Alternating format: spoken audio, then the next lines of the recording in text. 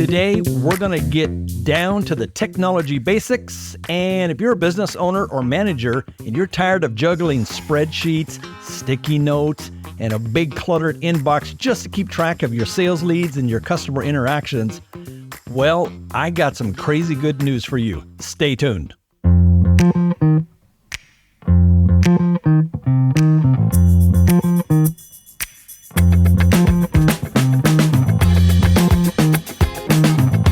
Hey there, my name is Jerry, and this is Jerry Rigged, the no-nonsense business tech, marketing, and analytics podcast that tackles your tech troubles head-on.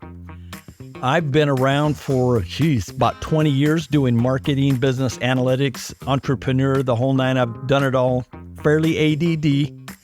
I'm based right here in Phoenix, Arizona, and today we're going to dive into the crucial tool for any business. It's called CRM software. Now, we're here to unravel the mystery for every new entrepreneur out there, or if you're just a manager kind of starting out. How do you choose the right CRM platform? Whether you're a tech newbie or you're just curious about CRMs, this episode is your ultimate beginner's guide to CRM selection. Okay, let's set the scene. You're starting a business. You know that managing customer relationships is key, very important, but the sheer number of CRM options out there is completely and utterly crazy. I mean, where do you even begin, right? That's what we're here to find out, and we're going to dive into this.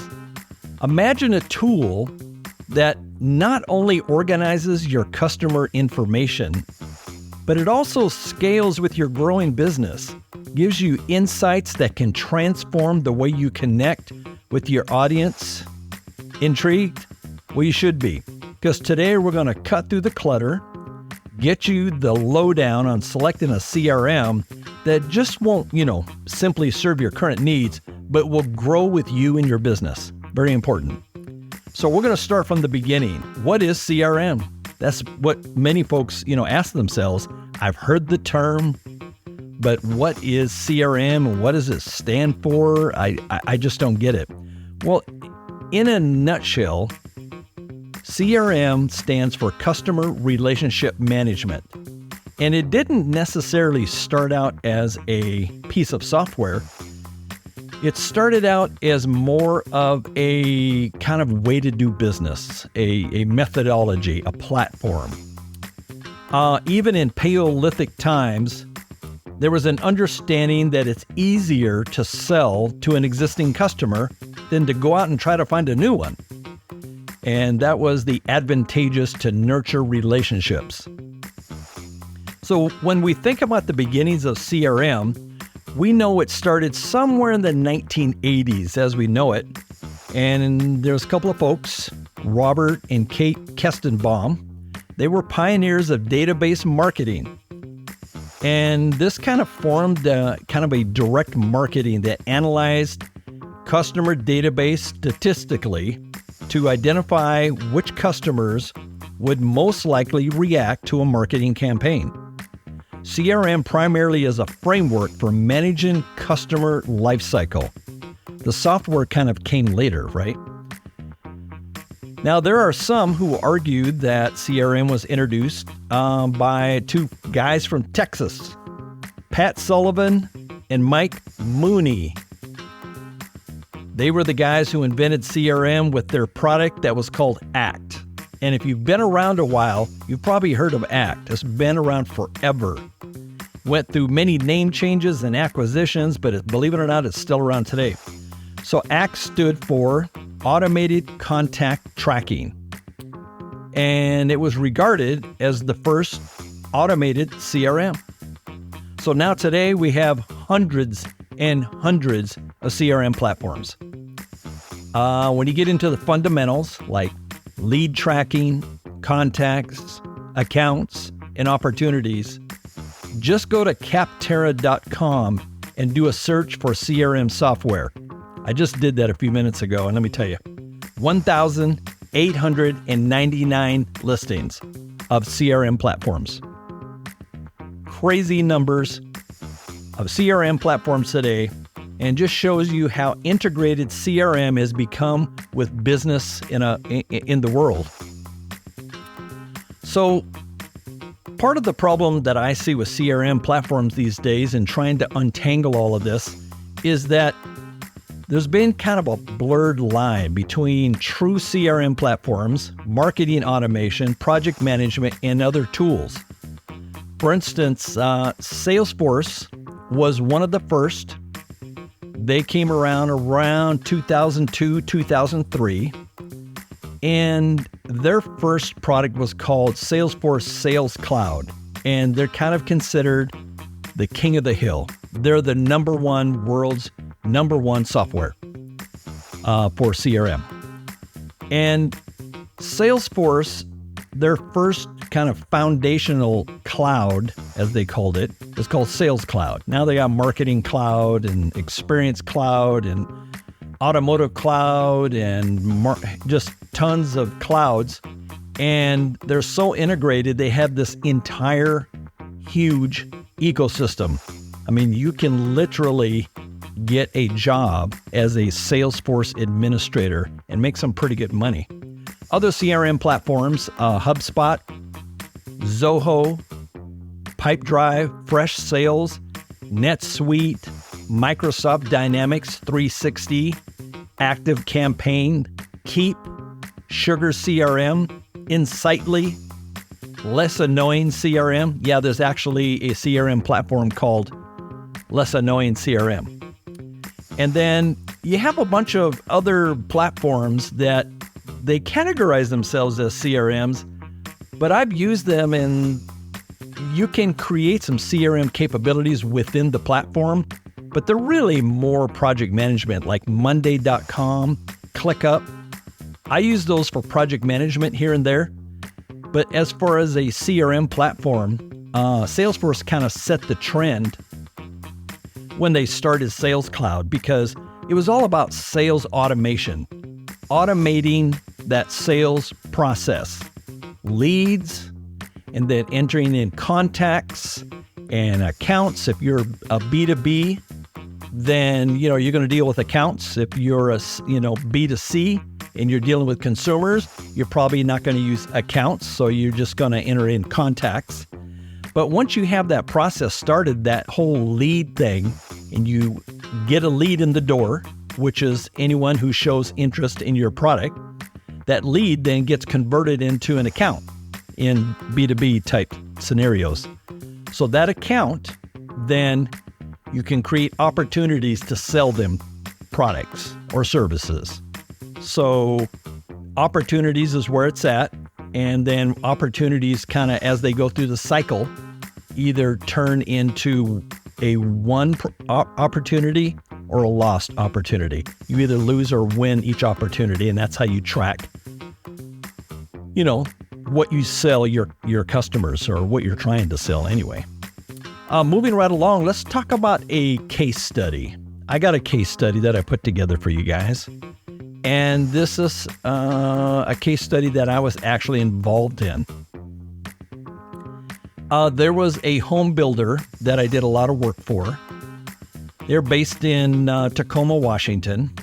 And this home builder started out with a sales office, a sales center with where you can go in and make selections and that sort of thing. But if you wanted to build a home, a custom home on your own land, you would go to these folks, and they kind of simplified the process. Instead of going to an architect, designing a home, and then hoping and praying that the home would fit your budget, they actually had about 25 pre-priced floor plans. And so when you went in and talked to a salesperson, they had the price of the base home right there, and then any options you wanted to add. So what they would do is a lot of marketing and advertising, and they drove lots of traffic and leads to their sales office. They had 3 salespeople at the time, and these salespeople were tracking all of their leads through Outlook, Post-it notes, spreadsheets. It was a mishmash of pretty much everything. So the problem was half the time they weren't really sure how many leads they had, and which of the leads they did have were actually hot leads. Management, ownership had no idea like what was coming in the pipeline. They'd get together once a week and talk to their sales team. Hey guys, what's going on? How many leads do you got in the pipeline? Do you have any that are ready to close or sign a deal? And so it was this verbal thing and emails. And so we decided to put a CRM in place. And the one we chose after looking at several was Salesforce. And let me tell you something. It just completely transformed their process, their sales process.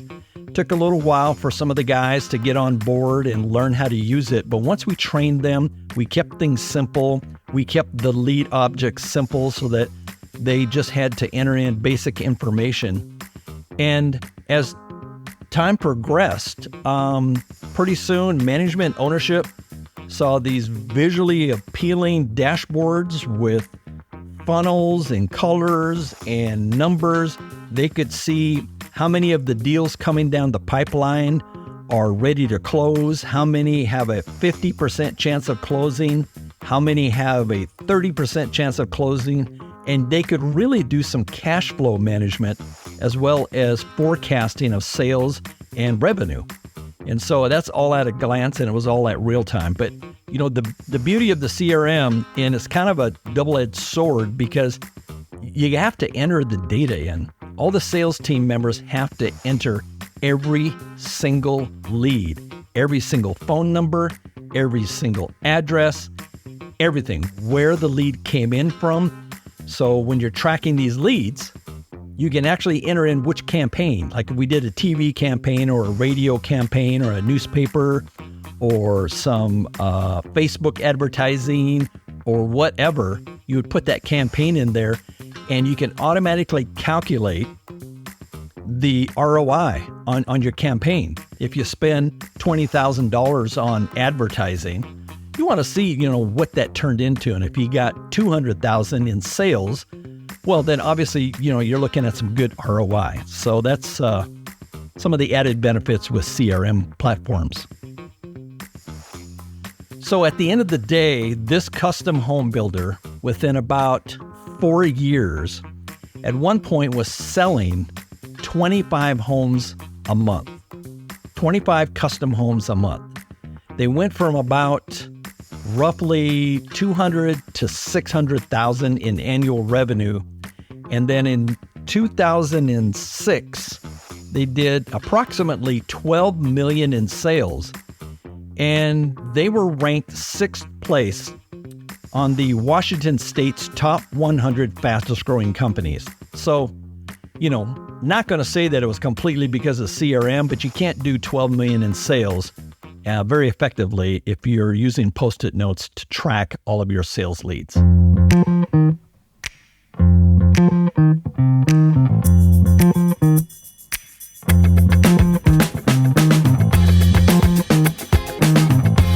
So today we talked about a problem that a home builder had with not being able to track their leads or know what kind of forecasting of revenue that they had coming down the pipeline. And we showed you how we solved that problem.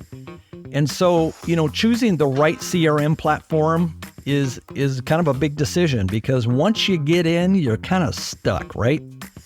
And so there are platforms like Salesforce that are very expensive. And then there's other platforms that are less expensive, but sometimes you're a big enough organization where you need that complexity in your CRM platform. Other platforms such as HubSpot are a little bit easier to use. They're pretty expensive as well. You also have ActiveCampaign, which has phenomenally awesome marketing automation. Not so good in the sales process piece of the equation, but they're a lot less expensive than Salesforce. Hey folks, that's a wrap for today's episode. We tackled a big one, kind of that fundamentals, basics of a CRM system, what it is, where it came from, and why you probably need it for your business if you're doing any amount of advertising, marketing, and driving leads to a sales team. We also talked about the home builder, the custom builder in Tacoma, Washington. Those guys went from zero to hero, went from Post-it notes to a CRM platform, Salesforce, completely transformed their entire sales process, and also gave management and ownership the tools and the data and the information they needed so that they could forecast sales and revenue. Next week, we're going to go deeper into the CRM platforms. We're going to talk about some of the top 10 platforms that are out there, what they offer, kind of what their pricing might look like, what they do, and how they do it.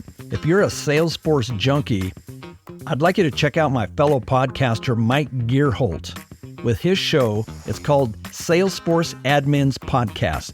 He's on Apple for sure, but you might check Spotify or some of the other ones. Mike gets deep into the weeds for Salesforce administrators and gets into all the little nitty-gritties and all the bells and whistles, because honestly, Salesforce has more nooks and crannies than an English muffin, I'm going to tell you. Remember, the key is finding a CRM system that's as agile and dynamic as your business or startup. You got to get a CRM system that's going to match your budget and your plans to grow down the road. And if you enjoyed today's show, don't forget to subscribe. Jerry Rigged, available on Apple Podcasts, Spotify, and Google Podcasts. And you don't want to miss it. Until then, this is Jerry with Jerry Rig from Phoenix, Arizona. Keep rigging it right. See you next time.